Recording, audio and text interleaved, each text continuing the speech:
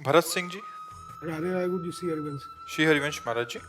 गुरु जी, जाने अनजाने में मुझसे जो पिछला पाप आचरण हुए, वो क्या उन पापों को भोगना पड़ेगा कि नाम जप से उसको अगर मिटा प्रायश्चित कर लेते हो, भगवान की आराधना कर लेते हो और भगवान से प्रार्थना करते हो तो नष्ट हो जाएंगे, नहीं तो अवश्य में भोक्तव्यम कृतम कर्म शुभाशुभम। गुरु जी, मैं करीबन 80 से ऊपर बार भस्म आरती कर चुका हूँ उज्जैन महाकाल की, लेकिन उसके बाद भी कुछ आचरण। देखो, एक क्रिया है। हम जो बात कर रहे हैं वो समर्पण की कर रहे हैं। सर्वधर्मान परित्यज्य माम एकम शरणम ब्रज अहम त्वाम सर्व पापेभ्यो मोक्षयिष्यामि मा शुचा। एकमात्र अंतर्गति से भगवान की शरणागति है, गिनने से नहीं होता। अंदर से किसके हो? आप खुद उत्तर दे दिए कि अब भी आचरण हमारे गलत है, अर्थात भगवान की शरणागति पुष्ट नहीं है, भगवान की शरणागति नहीं, तो वो हुआ शुभ कर्म और ये हुआ अशुभ कर्म, दोनों को भोगने पड़ेगा। अवश्य में भोक्तव्यम कृतम कर्म शुभाशुभम, शुभ और अशुभ दोनों को भोगने पड़ेगा।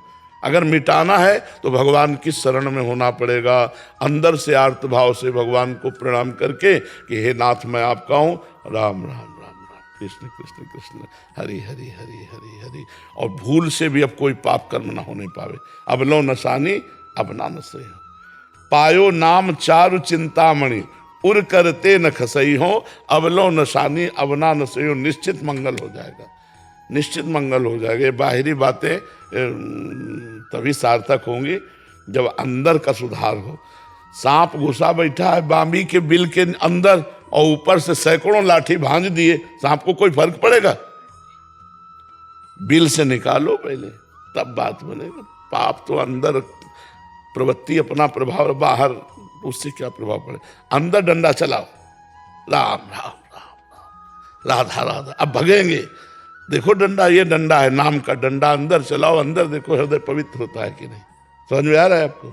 नाम जप करो, संख्या से नहीं, ऐसे थोक में राधा राधा। हर श्वास नाम श्वास दो बिलक चलत है, इनको भेद नमो को भावे। श्वास नाम नाम ही श्वासा, नाम श्वास को भेद मिटावे।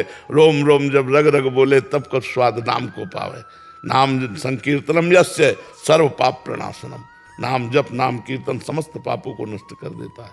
ठीक है महाराज जी, जो बाहरी क्रियाएं होती हैं फिर उसका फल कैसे रहा? नाम जप करते हुए अब अहंकार नहीं होना चाहिए। जैसे बार बार रावण कहता 20 बार कैलाश को उठाया भगवान शंकर सहित, अहम अहम नहीं।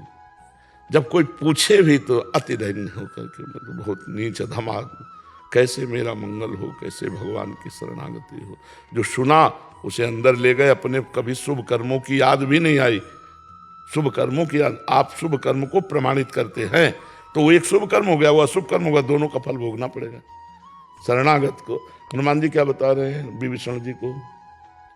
मैं बलवान हूँ, मैं श्रेष्ठ हूँ, मैं ज्ञानी हूँ, मैं राम जी का भगत कुछ नहीं। कह रहे हैं प्रात ले जो नाम हमारा, ते दिन ताहि न मिले आहारा। असमय अधम सखा सुन पर मोहू पर रघुवीर। मेरे पर भी रघुवीर कृपालु है, उनकी कृपा है, भगवान की कृपा है। यह शरणागति की भाषा और यह है क्रियाभिमानी की भाषा। तो क्रिया मात्र का अभिमान रखने से हम माया पर विजय प्राप्त नहीं कर सकते, अपने अशुभों को नहीं मिटा सकते। दैन्य हो भगवान की शरण में, ठीक है ना। नाम जप करो और कभी अपने किए हुए शुभ कर्मों को सभा में मत कहो, किसी से मत कहो, अंदर अंदर नाम जप करते हुए भगवान से प्रार्थना करो, प्रभु मुझे बचा लो इस संसार समुद्र से। तो वो बहुत कृपालु हैं, निश्चित आपके सारे पाप क्षमा करके वो आपको अगले आनंद में पहुंचा देंगे, जो आनंद की भूमिका है। पर नाम जप न छूटे प्रभु, जितना नाम जप कर सकोगे उतने मंगल होगा। महाराज जी, भीष्म पितामह को, भीष्म पितामह की शरणागति बहुत जोर की थी महाराज जी। फिर पुराने पाप के कारण तो सही है नहीं, शरणागति से वो पाप थोड़ी नष्ट करने के लिए शरणागत हुए थे। महाभागवत पाप थोड़ी नष्ट करते, महाभागवत भोगते, कमजोर पाप नष्ट करता है। कमजोर आदमी नष्ट करने की सोचता है, और जो भगवान के निज जन होते हैं, हे प्रभु आपसे प्यार करता हूं तो हर गम आपका दिया हुआ सहूंगा, कभी किसी से शब्द नहीं उच्चारण करूंगा। आपका विधान, अब हमारे पाप कर्म नहीं, आपका विधान चल रहा है नाथ। अगर हमारे कर्मानुसार हमको किडनी फेल किया तो हम आपकी जय बोलेंगे, आपको बोलेंगे जय हो, आपकी आपकी जय हो। हम मुस्कुरा कर आपसे बोलेंगे आपकी जय हो। आपका हर विधान सर माथे पर, हम उसी में राजी जिसमें तेरी रजा है। वो तो महाभागवत है, वैष्णवाचार्य हैं, 12 वैष्णवों में भी शिव जी है। रामकृष्ण परमहंस के गले में कैंसर था, 1 सेकंड में मिटा सकते हैं, 1 सेकंड में इतना पावर है। आओ अपना काम तुम करो, हम अपना काम कर रहे हैं। किडनी फेलियर प्रश्न उत्तर करेगा, किडनी फेलियर 11 बजे रात के जगेगा, 8 बजे सोने शयन करा दिया गया, 8 बजे 9, 10, 11। तुम्हें हम किडनी फेलियर लग रहा है, रोज डायलिसिस हो रहा है। तो ये है भगवान का प्रताप और ये है कर्म का प्रताप। कर्म अपना रंग दिखा रहा है और भगवान की करुणा अपना रंग दिखा रही है। महाराज, मैं कभी जीवन में नहीं सोचा था कि मैं आपका दर्शन कर पाऊंगा, लेकिन ये श्री महाकाल की वजह से मुझे लगा कि आपका आज दर्शन मिल गया।